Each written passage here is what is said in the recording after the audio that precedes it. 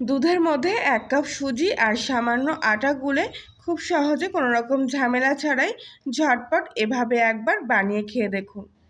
একটা খেলে স্বাদ একেবারে মুখে লেগে থাকার মতো। আর সেজন্য প্রথমেই আমি 1 কাপ পরিমাণ সুজি এখানে নিয়ে নিয়েছি। তো সাধারণত সুজির দানা তো একটু মোটা হয়ে থাকে, সেই জন্য সমস্ত সুজিটা আমি মিক্সিং জারের মধ্যে নিয়ে নিয়েছি গুঁড়ো করার জন্য। আর এর সাথে একেবারে চিনিটাও নিয়ে নেব।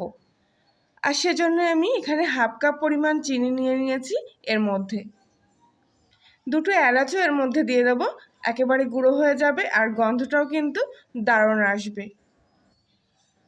তো এই 3টি উপকরণ আমি খুব ভালো করে একসঙ্গে এখানে গুঁড়ো করে নিচ্ছি। তো এখানে সুজি, চিনি আর এলাচটা একদম দেখুন মিহিভাবে গুঁড়ো হয়ে গেছে। এখান থেকে সামান্য কিছুটা আমি তুলে নিয়ে দেখাচ্ছি। এই দেখুন, চিনির সাথে এমনিতেও সুজি গুঁড়ো করলে কিন্তু এরকম সুন্দরভাবে মিহি করে গুঁড়ো হয়ে যায়, যেটা শুধু সুজি গুঁড়ো করলে কিন্তু এতটাও সুন্দর টেক্সচারটা আসে না। তো যাই হোক, এবার এই গুঁড়োটা আমি অন্য একটা পাত্রের মধ্যে ঢেলে নিচ্ছি। আর এক্ষেত্রে খাস্তা ভাব আনার জন্য কোনো বেকিং সোডা কিংবা বেকিং পাউডারের প্রয়োজন হবে না। এবার আমি এখানে নিয়ে নিয়েছি আটা। গমের যে লাল আটা হয় সেই আটাই আমি এখানে ব্যবহার করছি। তবে এক্ষেত্রে 1/2 কাপ পরিমাণ আটা আমি এখানে নিয়ে নিয়েছি। আর আটাটা সরাসরি এর মধ্যে দেব না, প্রথমে চালনির মধ্যে এইভাবে চেলে নেব, তারপর এর মধ্যে নিয়ে নেব। আপনারা এক্ষেত্রে আটার পরিবর্তে ময়দাও ব্যবহার করতে পারেন। তো সম্পূর্ণ আটাটা এখানে আমি চেলে নিয়েছি। এবার এর মধ্যে দিয়ে দেব স্বাদ মতো সামান্য একটু লবণ। এবার আটা আর বাকি উপকরণগুলো খুব ভালো করে একসাথে এখানে শুকনো অবস্থায় মিশিয়ে নিচ্ছি। বিশেষ করে লবণটা কিন্তু এরকম শুকনো অবস্থায় আগে থেকে মিশিয়ে নিতে হবে। হাতে সময় কম থাকলেও খুব ঝটপট এই রেসিপিটি কিন্তু আপনারা তৈরি করে নিতে পারবেন। আর একবার বানিয়ে সংরক্ষণ করে রাখতে পারবেন বেশ কয়েকদিন ধরে। এগুলো কিন্তু সহজে নরম হয়ে যায় না, ভীষণ খাস্তা হয় খেতে। তো এবার এর মধ্যে আমি নিয়ে নিচ্ছি 2 চামচ পরিমাণ ঘি।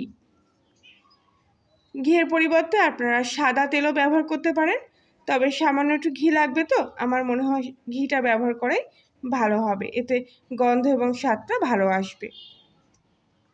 এবার ঘিয়ের সাথে বাকি উপকরণগুলো খুব ভালো করে একসাথে এইভাবে মিশিয়ে নেব।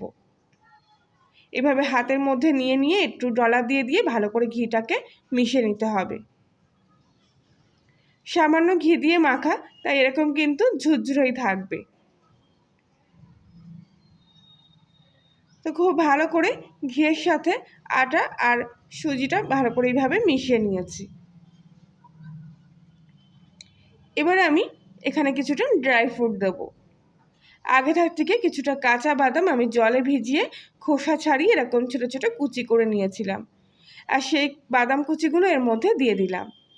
অবশ্যই কিন্তু কাঁচা বাদাম এক্ষেত্রে ব্যবহার করা ভালো হবে ভাজা বাদামের চাইতে। এবার এখানে 1 গ্লাস পরিমাণ দুধ নিয়েছি, আর দুধটা অল্প অল্প করে এর মধ্যে দেব আর ভালো করে ডোটাকে মেখে নেব। তবে আপনারা চাইলে এক্ষেত্রে আরও আপনাদের পছন্দ মতো যে কোনো ড্রাই ফ্রুট এক্ষেত্রে ব্যবহার করতে পারেন। তবে দুধটা কিন্তু একবারে ঢেলে দেবো না, অল্প অল্প করে দেব আর খুব ভালো করে মাখতে থাকবো। এরকম করে চেপে চেপে ভালো করে মাখতে হবে।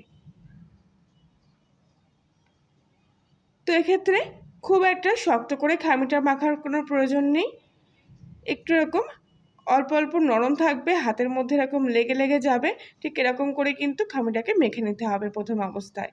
এরপর ঢাকা দিয়ে বেশ 20 মিনিট মতো এটাকে আমি রেস্টে রেখেছিলাম। এরপর হাতটা পরিষ্কার করে ধুয়ে এসে এবার আরেকবার এই ডোটাকে ভালো করে মেখে নেব। আর দেখুন, এবার কিন্তু আর হাতে লেগে যাচ্ছে না, মানে সুজিটা যে এক্সট্রা দুধটা ছিল সেটা কিন্তু সম্পূর্ণটাই শুষে নিয়েছে। সেজন্য এরকম সুন্দর একটা মন্ডা তৈরি হয়ে গেছে আর হাতেও লেগে যাচ্ছে না। ঠিক এরকম করে সুজির ডোটাকে মাখলে পরে একদম পারফেক্টভাবে কিন্তু এটা তৈরি হয়ে যাবে। তো এই অবস্থায় এই ডোটাকে আমি একটা চাকির মধ্যে নিয়ে নিচ্ছি।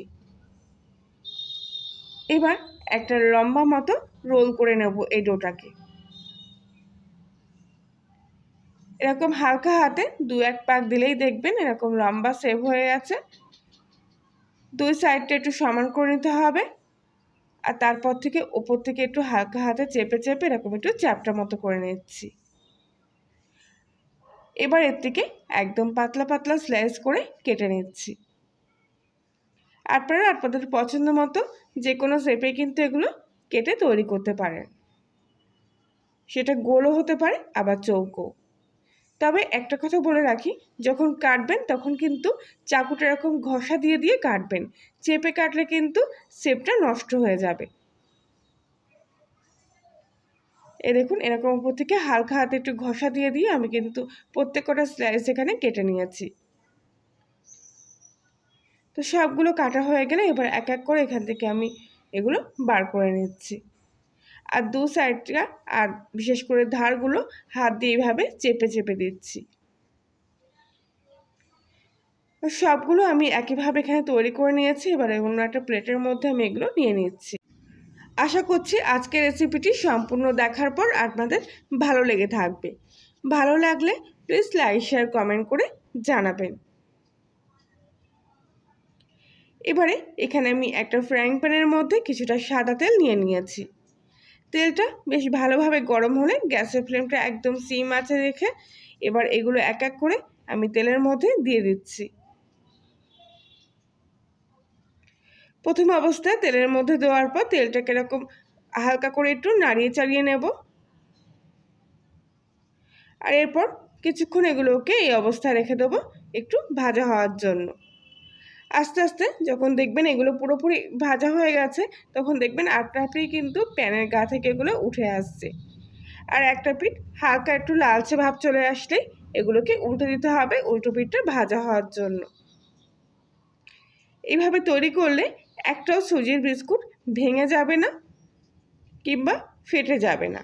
দেখুন কত সুন্দর কিন্তু এগুলো ভাজা হয়ে যাচ্ছে, একদম পারফেক্টভাবে তৈরি হয়ে যাবে, আর খুব একটা বেশি সময় লাগেও না। আর আমি কিন্তু এখানে সামান্য তেলেই ভাজছি, দেখুন চুবো তেলে কিন্তু ভাজছি না। সামান্য তেলে ভাজলেও কিন্তু এগুলো খুব সুন্দরভাবে খাস্তা হয় আর কালারটাও খুব সুন্দর আসে।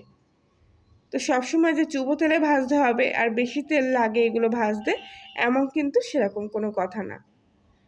অল্প তেলেও খুব সুন্দরভাবে এরকম করে ভেজে নেওয়া যায়। সবগুলো দু পিঠ ভাজার সুন্দর একটা কালার চলে আসলে এবার আমি এক এক করে এগুলো তেল থেকে ছেঁকে নিয়ে তুলে নিচ্ছি। তবে ভাজার পর এগুলো কিন্তু হালকা একটু নরম থাকে, তাই তেল থেকে তুলে এইভাবে পাতিয়ে রাখতে হবে কিছুক্ষণ পুরোপুরি ঠান্ডা হওয়ার জন্য। সবগুলো ভাজা হয়ে গেলে পুরোপুরি ঠান্ডা হওয়ার পর আমি একটা অন্য প্লেটের মধ্যে এগুলো ঢেলে নিচ্ছি। আর দেখুন একটা ভেঙে নিয়ে দেখাচ্ছি কত সুন্দর খাস্তা হয়েছে। আর রোজকার মতো আবারও বলছি, আপনি যদি কলিনের রান্নাঘর চ্যানেলটিতে নতুন হয়ে থাকেন তাহলে প্লিজ একটি সাবস্ক্রাইব করে দেবেন। তাহলে বন্ধুরা আজকের মতো এই পর্যন্তই, সবাই ভালো থাকবেন।